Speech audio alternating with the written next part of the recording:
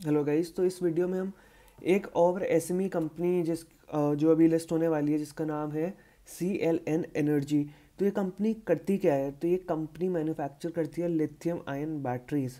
तो आपको lithium ion batteries के बारे में अगर नहीं पता, तो लिथियम आयन बैटरीज़ जो है अभी एक बहुत ही मेजर रोल प्ले करने वाली है, जो ये इलेक्ट्रिफिकेशन ड्राइव चल रही है इंडिया में और पूरी दुनिया में।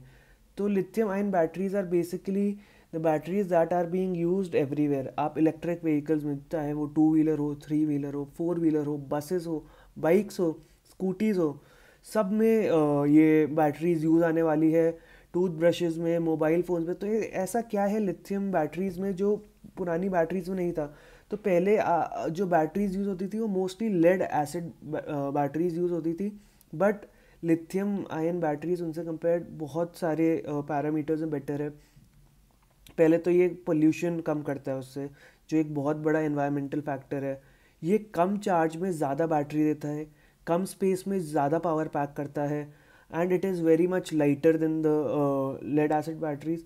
और बहुत सारे पैरामीटर्स में it is better than the other substitutes जो है इसके, उनसे हर तरह से ये बहुत ही बेटर है। तो इस पर बहुत ज़्यादा फोकस है। फ़िलहाल इंडिया में इसके रिजर्व्स नहीं है। इसके मोस्टली रिजर्व साउथ अमेरिका में है, जैसे चिली और बोलीविया। बट वहाँ पे चाइनीज़ कंपनीज़ की बहुत ही अच्छी होल्ड है। चाइनीज़ कंपनीज़ ने उधर की लोकल कंपनीज़ के साथ टाई अप करके वहाँ पे पूरे सप्लाई चेन पे कंट्रोल कर रखा है। इसलिए आप देख रहे होंगे कि जो चाइना है वो ईवी रेस में अभी सबसे आगे चल रहा है, because they have the direct control over the supply chain of lithium. तो इंडिया भी इस रेस में बहुत पीछे है। जितना भी इंपोर्ट होता है सब चाइना से इंपोर्ट होता है। अभी फ़िलहाल ही में ही इंडिया में रिजर्व्स भी मिले हैं इन जम्मू कश्मीर एंड राजस्थान। और एक्सपर्ट्स बोल रहे हैं कि they will meet 80% of the domestic requirement, but to be able to develop that and bring that into production, उसमें बहुत टाइम लग जाएगा और तब तक ये रेस में हम बहुत पीछे हो जाएंगे। तो लिथियम पे बहुत ज़्यादा फोकस है, और इस इंडस्ट्री की ग्रोथ बहुत तेज़ होने वाली है। बोल रहे हैं कि फ्रॉम 2022 टू 2030 50% CAGR से इंडस्ट्री ग्रो होने वाली है, which is a massive pace. मतलब आप सोच सकते हो कितनी ग्रोथ है इस इंडस्ट्री में। और इस इंडस्ट्री से और भी दूसरी इंडस्ट्रीज निकलेगी। तो बैटरी बनाना एक इंडस्ट्री है, और उसको प्रॉपरली रिसाइकिल करना एक और इंडस्ट्री है। तो out of this industry another industry will come out, which is the recycling industry, जो प्रॉपरली आपको करना पड़ेगा। बट वो आगे की बात हो गई। तो इसको और भी एक और चीज़ कहते हैं, we also call it advanced chemistry cell batteries, ACC। और इस पे क्या, गवर्नमेंट भी बहुत पुश कर रही है। तो गवर्नमेंट की पॉलिसीज़ है जो इसको बहुत सपोर्ट कर रही है। जैसे कि फेम पॉलिसी हो गई, which is faster adoption and manufacturing of electric vehicles. इसमें हाइब्रिड भी इंक्लूडेड है। तो इसमें गवर्नमेंट चाह रही है कि इंफ्रास्ट्रक्चर डेवलप हो इंडिया में, so that we can actually bring out the cars. जैसे EV चार्जिंग स्टेशन हो हर जगह, कंस्ट्रक्शन करना उन सब का, एक पूरा इन्वायरमेंट सेटअप करना। जैसे कि US में हुआ था, कैलिफोर्निया में, कि पहले पूरा इन्वायरमेंट सेटअप हुआ of charging stations and everything, ताकि जो भी EV यूज़र्स हो उनको बिल्कुल भी दिक्कत ना हो गाड़ी चलाने में। तो ये भी फेम पॉलिसी के थ्रू गवर्नमेंट करना चाहती है कि एक एनवायरनमेंट बन जाए इंडिया में, जहाँ पे जो EV कार्स है, जो EV व्हीकल्स है, उनको ज़रा सी भी दिक्कत ना हो। और इस पॉलिसी के थ्रू इन्होंने ओवर 10,000 करोड़ इस इनिशिएटिव में लगाए, which are the FAME policies. इसके अलावा काफ़ी PLI भी गवर्नमेंट ने डाली है, which are the productivity linked incentives in relation to the ACC, which is the advanced chemistry cells, जिसमें गवर्नमेंट ने $2.5 बिलियन का इन्वेस्टमेंट किया है। और इसमें ये चाहती है कि इंडिया में मैन्युफैक्चरिंग कैपेसिटी सेट हो टू मेक दीज बैटरीज। तो आप सोच सकते हो कि $2.5 billion is a very big amount. तो फोकस बहुत है। यूनियन बजट 2023 में भी गवर्नमेंट ने काफ़ी चीज़ें मेंशन की थी, जैसे कि बेसिक कस्टम ड्यूटी हटा दी थी गवर्नमेंट ने। अगर कोई भी इंपोर्ट कर रहा है machinery which makes these what do you call lithium ion batteries, जो ये प्रोड्यूस मशीनरी जो यूज़ होती है इनको बनाने में, उसमें से बेसिक कस्टम ड्यूटी हटा दी थी। काफ़ी व्हीकल पार्ट्स जो EV में लगते हैं, सब सब सिस्टम्स जो EV में लगते हैं, उससे बेसिक कस्टम ड्यूटी हटा दी थी। अंदर ही अंदर इंडिया के अंदर कस्टम ड्यूटी कम कर दी थी लिथियम आयन बैटरीज पे, from 21% to 13%। Concessional basic custom duties extend कर दी थी फॉर EVs और हाइब्रिड बैटरीज़ के लिए। और काफ़ी फंडिंग, मतलब इन सब व्हीकल्स को रिसाइकलिंग में और एक बैटरी वेस्ट मैनेजमेंट रूल्स भी निकाले थे। तो ऐसे बहुत सारी पॉलिसीज़ भी गवर्नमेंट ने निकाली थी, जिससे आज समझ सकते हो कि ये इंडस्ट्री काफ़ी बड़ी इंडस्ट्री बनने वाली है। ऑलरेडी उस स्टार्ट हो चुका है, इसमें कंपनीज आ चुकी है, बट अभी भी सप्लाई चेन पे कंट्रोल नहीं है इंडिया का। जो मेजर रॉ मटेरियल है उस पर कंट्रोल नहीं है। एक बार वो कंट्रोल आए इंडिया के पास तो और भी स्ट्रांगली इंडस्ट्री आगे बढ़ सकती है। तो अब इस कंपनी की बात करते हैं जो इस इंडस्ट्री में है, जिसका नाम है CLN एनर्जी। तो ये मैन्युफैक्चर करती है लिथियम आयन बैटरीज। सिर्फ यही नहीं मैन्युफैक्चर करती है, मोटर्स भी मैन्युफैक्चर करती है। उसके अलावा ये ट्रेडिंग भी करती है company in a lot of components of electric vehicles.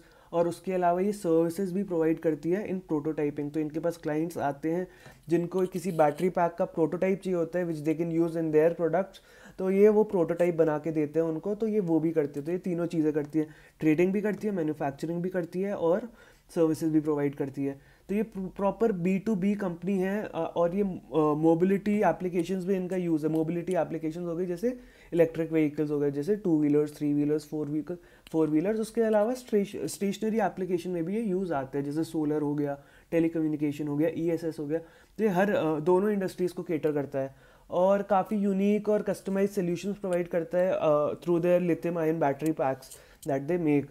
ये 2019 में इनकॉर्पोरेट हुई थी कंपनी। बेसिकली पहले कंपनी किसी और की थी, फिर जो अभी इनके करंट प्रमोटर है राजीव सेठ I think that is the name of the guy. तो उन्होंने अपने किसी कंपनी के थ्रू इनडायरेक्टली इस कंपनी में ओनरशिप ले ली थी। फिर वो कंपनी के शेयर्स किसी और को ट्रांसफ़र कर दिए थे, जो भी उनके अंडर ही थी वो कंपनी। तो ऐसे कर करके 2019 में इनकॉर्पोरेट हुई थी, बट बेसिकली पहले से कंपनी थी जिनको इनने खरीद लिया था। और अभी इनकी 2 मैन्युफैक्चरिंग कैपेसिटीज़ फैसिलिटीज़ है, एक नोएडा में है विच इज़ इन UP, और एक पुणे महाराष्ट्र में है। नोएडा में 42,000 स्क्वायर फुट पे फैली हुई है और पुणे में 21,000 स्क्वायर फुट पे। करंटली 155 एम्प्लॉयज़ है कंपनी में और 286 कॉन्ट्रैक्चुअल बेसिस पे वर्कर्स है। तो काफ़ी अच्छी मैन पावर है कंपनी में। काफ़ी आप देख सकते हो स्केल अच्छा है कंपनी का, जो जिस तरह से लोगों को एम्प्लॉय कर रही है। इनकी अलग से इन हाउस R&D टीम भी है 15 लोगों की अलग से, जो पूरा डिज़ाइन और इंटीग्रेशन और अलग अलग चीज़ों पे काम करते हैं, which is very important in this industry, क्योंकि इनमें constantly they have to innovate and they have to be ahead of the market. तो काफ़ी सही चीज़ है। इसके अलावा ये कंपनी के फ़िलहाल 112 डिस्ट्रीब्यूटर हैं इंडिया में, और इनका प्लान है कि अगले 2 साल में स्टेट वाइज सर्विस नेटवर्क हो जाए कम से कम 500 डिस्ट्रीब्यूटर का। तो काफ़ी अच्छे प्लान्स है आगे जाके। थोड़ा सा ब्रेकअप देखे तो सबसे ज़्यादा इनको आते हैं ई मोबिलिटी से। ई मोबिलिटी से जो EV व्हीकल्स जो इंडस्ट्री है उससे सबसे ज़्यादा रेवेन्यू आता है। लास्ट ईयर ओवर 74% रेवेन्यू वहाँ से आया था। उसके बाद स्टेशनरी एप्लीकेशन से आया था, जैसे हमने बात की थी सोलर की, टेलीकम्युनिकेशन की, उससे 24% आया था। और बाकी थोड़ा ट्रेडिंग से आया था, जो ये करते हैं, जो पावर ट्रेन और उसके जो भी AC/DC कंपोनेंट्स होते हैं उससे आया था। बिजनेस ब्रेकअप देखें तो मैन्युफैक्चरिंग से सबसे ज़्यादा इनकम आती है which is good. Over 67.5% income last year came from manufacturing. Trading से 15% आई थी और बाकी सर्विसेज से आई थी। ट्रेडिंग और सर्विसेज का शेयर थोड़ा सा बराबर है और मैन्युफैक्चरिंग का ज़्यादा है, जो हमको चाहिए, विच is a very positive thing. Battery सबसे ज़्यादा बिकती है इनकी और उससे 90% रेवेन्यू लास्ट ईयर आया था। तो प्रमोटर अभी इस कंपनी के actually CLN energy PTE limited है, ये कंपनी है, ये प्रमोटर है। बट इस प्रमोटर की ओनरशिप एक्चुअली राजीव सेठ, who is the whole-time director of this company, he has 90% ownership in that company which owns 100% of this company. थोड़ा सा complicated है, but आप देखें तो राजीव सेठ is the guy who owns this company indirectly through this company. सारी थोड़ा सा क्रिमिनल प्रोसीडिंग्स का इशू है, कंपनी ने फाइल कर रखे हैं। अप्रॉक्सीमेटली 7 CR के आसपास है इसकी वैल्यू। और पास्ट में एक प्रमोटर की एक कंपनी थी जिनसे इनका एसोसिएशन था, which was by the name of Cosmic Poly Products Limited, which was struck off by the registrar of companies before 2006। बहुत पुरानी बात हो गई है, बट ये चीज़ आपको पता रहनी चाहिए प्रमोटर की हिस्ट्री के बारे में। तो ऑब्जेक्ट्स ऑफ द इशू क्या है, तो इनने 2 ऑब्जेक्ट्स बोले हैं, दोनों कंपनी की ग्रोथ में काफ़ी हेल्प करेंगे। First is they want to purchase machinery and equipment, जिसके लिए इन्होंने 9.7 CR मांगे हैं। इसमें ये क्या करेंगे, ये अपनी नोएडा वाली फैसिलिटी में, जो बड़ी वाली फैसिलिटी है, उसमें सेल ग्रेडिंग मशीन्स लेंगे। तो ये बेसिकली ये मशीन यूज़ होती है इंडिविजुअल सेल्स को टेस्ट करने के लिए।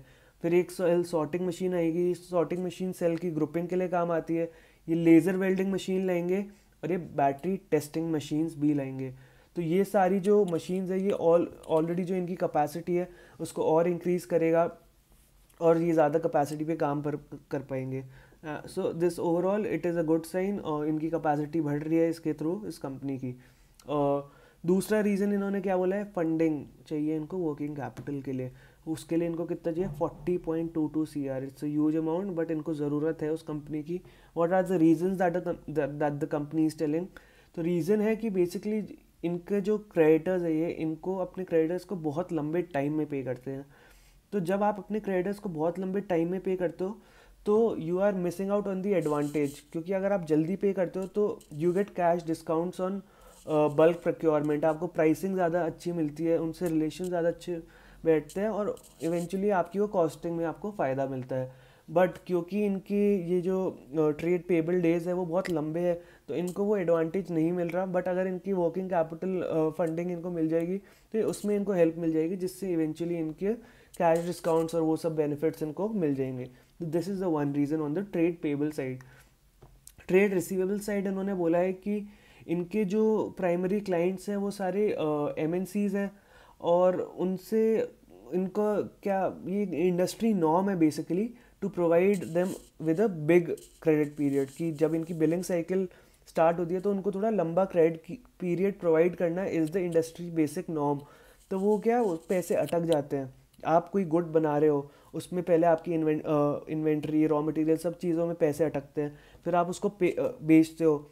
बट वो जब आप उसको बेचते हो तो आपके पैसे जो थे वो ट्रांसफ़र हो गए, बट आपको वापस पेमेंट नहीं आई। वो पेमेंट आने में टाइम लगता है, तो आपके वो पैसे अटक जाते हैं ट्रेड रिसीवेबल्स में। तो वो भी कंपनी बोल रही है कि एक इंडस्ट्री का नॉर्म ही है कि जो बिलिंग साइकिल है वो थोड़ी लंबी होती है। तो इसके लिए इनको थोड़े सब्सटैंशियल अमाउंट ऑफ फंड्स चाहिए रहते हैं, ताकि ये और रॉ मटेरियल और अपना प्रोडक्शन को ना रोकना पड़े कैश इश्यूज़ की वजह से, वो चलता रहे। तो इस वजह से कंपनी ने बोला है इनके अभी trade receivable days are around 70 to 80, trade payable days last year 220। see that is very big amount of trade payable days, but क्योंकि इनके trade receivable days कम है उससे तो थोड़ा सा एडवांटेज मिलता है। और इनका टारगेट है दोनों को 75-75 रखने का once they get the funding. तो थोड़ा सा इम्प्रूवमेंट आएगा दोनों तरफ से। फाइनेंशियल्स की बात करें तो कंपनी ग्रो कर रही है बट बहुत तेज़ी से ग्रो नहीं कर रही। पिछले 2 साल में बहुत तेज़ी से इनके टॉप लाइन ग्रो करते हुए नहीं दिखी है।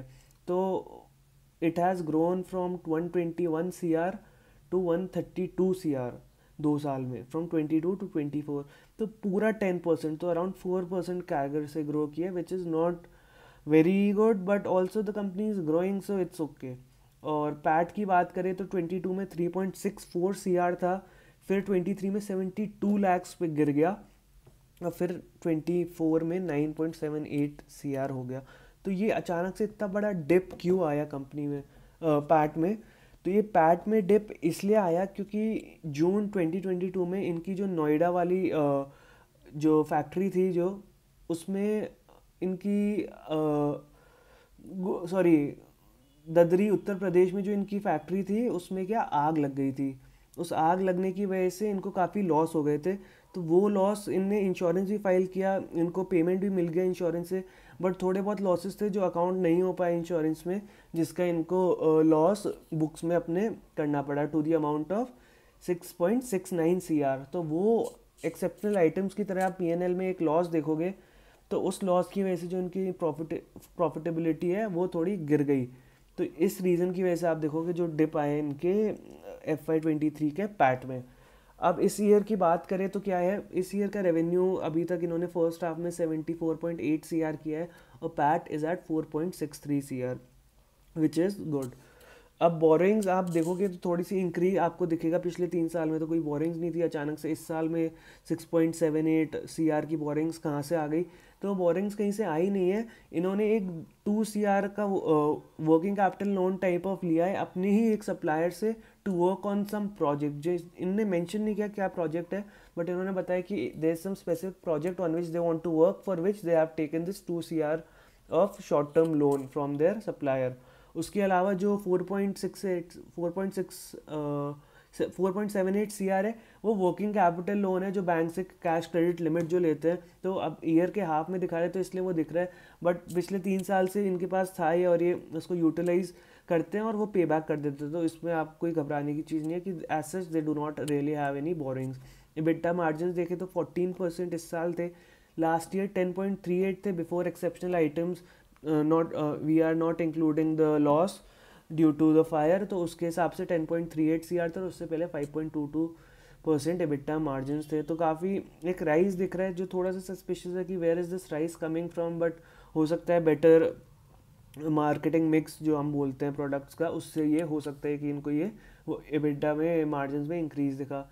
बैलेंस शीट में काफ़ी सारे आइटम्स हैं जो आपको बढ़े हुए दिखेंगे, आपको लगेगा कि ये इतने ज़्यादा क्यों है, इतने थोड़े से प्रपोर्शन इनका इतना ज़्यादा कैसे है, बट वो कोई डरने की बात नहीं है, सबकी डेप्थ में हम जाके देख लिया, so it's all good. Long term liabilities जो बढ़ी हुई है वो इसलिए क्योंकि इनको एक वेंडर से एडवांस आ गया, तो बेसिकली सप्लायर ने गुड्स जल्दी भेज दिए जो इनको अकाउंट करना पड़ा, तो वो लॉन्ग टर्म लाइबिलिटीज़ में इनने अदर लॉन्ग टर्म लाइबिलिटीज़ में दिखा रखे।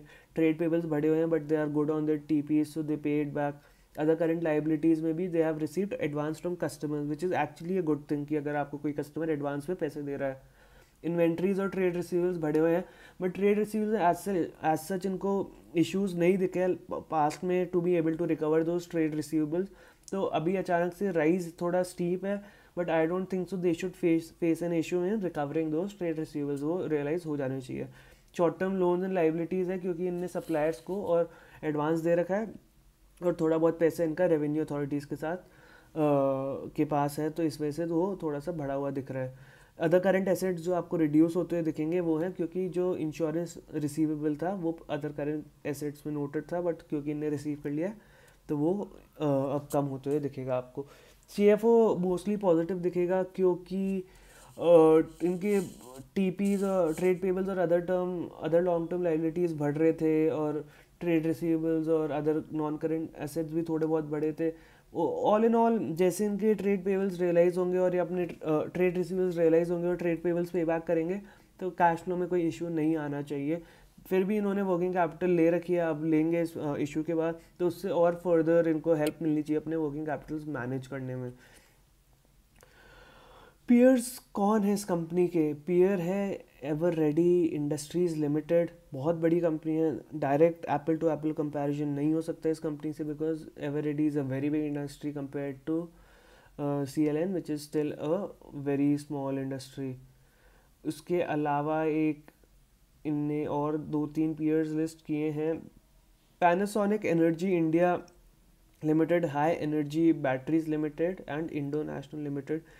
सारे बराबर नहीं तो थोड़े से ऊपर नीचे मार्केट कैप पे लिस्टेड है, सेल्स वगैरह आप रियलाइज़ कर सकते हैं, मेजर डिफरेंस मार्जिन्स में ही है। All in all to find valuation metric आप देख सकते हो कि ये कहाँ सेट होते हैं अपने पीयर्स से कंपेयर। करेंटली जो इस वैल्यूएशन पे अगर हम FY24 के पैट को ले तो they'll come at a valuation of around 27 to 28 PE at a market cap of 264 CR, which is in between the peers that they have listed. जैसे हाई एनर्जी बैटरीज की बात करें तो it is above 40 PE, Panasonic energy की बात करें तो it is close to around 25 PE, तो ये उन दोनों के बीच में कहीं फिट होता है। बट इस इंडस्ट्री को ट्रैक, इस कंपनी को ट्रैक करना चाहिए। I think we can apply for this IPO, but इस इंडस्ट्री में मतलब काफ़ी पुश है गवर्नमेंट का, काफ़ी ग्रोथ एंटिसिपेटेड है इस इंडस्ट्री में। कंपनी उस सेम पेस से ग्रो नहीं की है, आपने वो देख ही लिया इनके रेवेन्यूज से, बट मे बी अगर ये जो कैपेसिटी में इंक्रीज आ रहा है और जो वर्किंग कैपिटल में इनको अब हेल्प मिलेगी through this IPO, then maybe we can see some more increase in the pace at which they are growing.